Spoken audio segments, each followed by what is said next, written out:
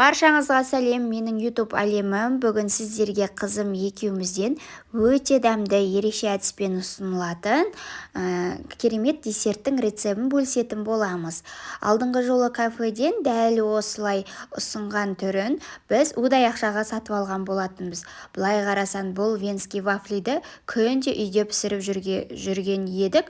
Осы жолы түн ортасында түнгі шайға екеуміз дәл осындай кафедегідей етіп ұсынып, әдемі етіп жейікші деп бастап кеттік.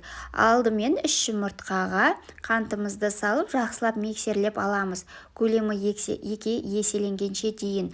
Үстіне 82% сары майды қолданамын ерітіп. Одан кейін 2 ас қасық қаймақ немесе йогуртты пайдалансаңыз болады. Жақсылап араластырып аламыз.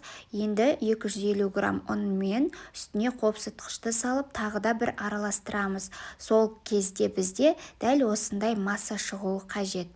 Ал венский вафлиді әрдайым қазірде қызым пісіреді, үйреніп алды. Әрдайым кішкентай кезінен бастап, мама мен араластырайыншы, мен пісіріп көрейінші, мен бүйтейінші деп жүргенде венскийді пісіруді үйреніп алды. Маған да жақсы болды, тек әрдайым дайындап беремін, ал қызым пісіріп тастайды. Уақытымды үнемдеймін. Өте дәмді болып шығады және де пышный болып шығады.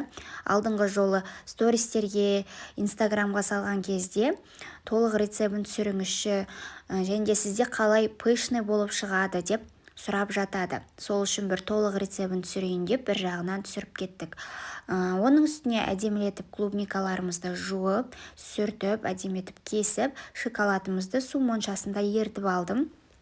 Және де әдемі ыдыстарымызға венский вафлиларымызды салып, оның үстіне клубника, банан және де шоколадты ертіп, әдемілетіп, әрлеп ұсынсаңыз болады. Өте дәмді болады. Қонақ дастархандарыңызға енді керемет болып дастарханыңызды ашып кетеді. Менің ұлым шоколад ерткенді жемейтін болғандықтан, оған екінші тарелкаға ертпей жасадық, ал екіншісіне дәл осындай етіп ұсынсаңыздар өте әдемі болады. Немесе біз сияқты жаңағы кафеден қалай жегенімізді көрсететін боламын. Кафеде дәл осындай венский вафлиді үстіне осылай банан, клубника және де осындай мороженойларды қойып бізге берді.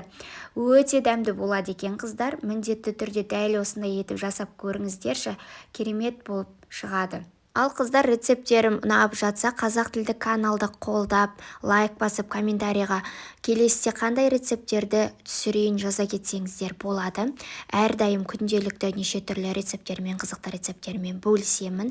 Жіберіп алмау үшін міндетті түрде тіркеліп алыңыздар.